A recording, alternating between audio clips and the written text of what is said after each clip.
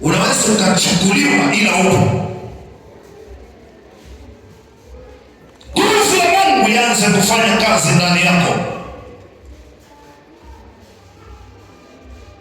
katika jina la Yesu, katika jina la Yesu, katika jina la Yesu, katika jina la Yesu.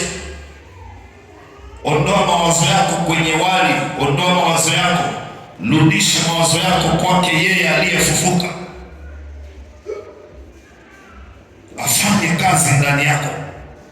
Wanaoshindana na wewe ili uwe kama baba zako, hapana, hilo jambo halitawezekana.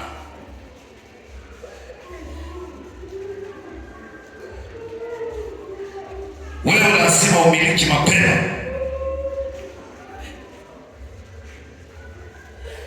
Hautakuwa kama mama, lazima uwe wewe kama wewe, ili uwe na nguvu ya kushuhudia, uwe na nguvu ya kuhubiri. Unaposema na watu wanaona na wanakujua, na shule ulifeli, na walijua maisha zamani, pengine ulikuwa mlevi, wanajua ulikuwa mzinzi,